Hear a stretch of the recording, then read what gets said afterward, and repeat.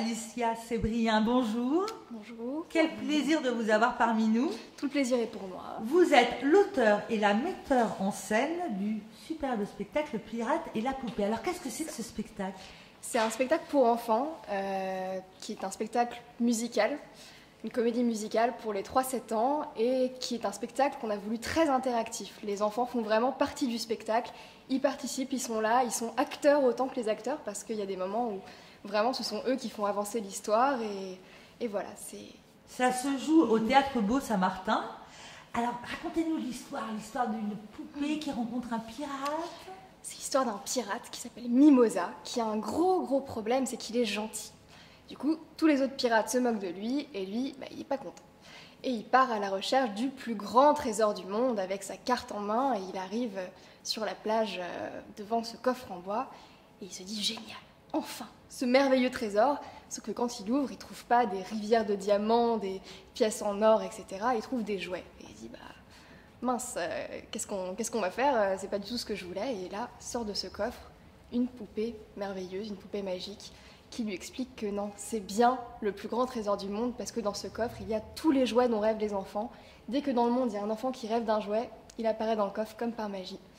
Et un jour viendra un héros qui devra les rendre aux enfants. Et là, on ne racontera pas la suite. Ça cartonne tous les samedis et tous les dimanches au Théâtre Beau. Alors, comment avez-vous imaginé, si jeune, vous êtes un auteur très jeune, cette histoire, c'est votre première œuvre? C'est la première œuvre qu'on peut en tout cas lire ou voir. Après, moi j'écris depuis toujours, mais c'est la première fois que ce que j'imagine et que j'écris se retrouve face à moi, en vrai, en chair et en os, et c'est assez magique. Produit par Broadway Mad. Et parlons de la musique, entièrement écrite, les paroles et les musiques par Jean-Pierre Adidin. Tout à fait. Une musique merveilleuse. Moi, quand j'ai découvert, on a travaillé avec Jean-Pierre, que je connais là depuis quelques temps, et quand il m'a envoyé ces musiques, je me suis dit, mais je tremblais d'envie de le voir sur scène, de l'entendre chanter. D'un coup, c'est vraiment une rencontre artistique absolument géniale. Et voilà, pour moi, ça a été vraiment, ça a donné corps au spectacle, et je me suis dit, wow, c'est sublime, et c'est génial de participer à ce projet qui est super. C'est une très belle collaboration en tout cas. On vient de le dire, depuis septembre ça cartonne, avec des comédiens superbes. Parlez-nous des deux comédiens. Alors il y a Marina Pangos, qui est une petite poupée absolument merveilleuse, qui dégage quelque chose de magique sur scène. Elle entraîne dans une féerie. Voilà, on a vraiment construit le spectacle, que ce soit avec Marina, avec tous les autres acteurs. On a vraiment construit le spectacle tous ensemble. C'était vraiment, ils ont apporté chacun leur particularité, leur personnalité au rôle. Et voilà, Marina qui est une petite poupée absolument magique. Joel Wood qui lui joue le rôle du pirate. Pareil, il a une espèce de fraîcheur, de quelque chose d'assez enfantin, et en même temps, voilà, ça reste un pirate. C'est à chaque fois pour moi des rencontres exceptionnelles.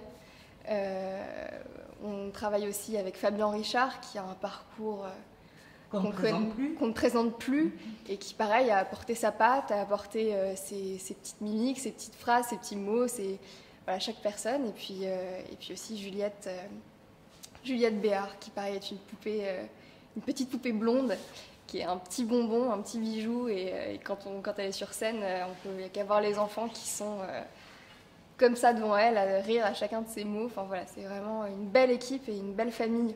C'est vraiment une famille. Et aujourd'hui, vous avez organisé encore un casting pour rencontrer de nouveaux comédiens, car le spectacle part en Avignon et continue encore. Alors, quand vous faites passer des castings, quels conseils, astuces vous pourriez donner pour les artistes qui se présentent à vous? Je pense que ce qu'on cherche dans un casting, c'est une personnalité, c'est quelqu'un, une fois que le casting est fini, qu'on aura retenu, dont on se sera souvenu.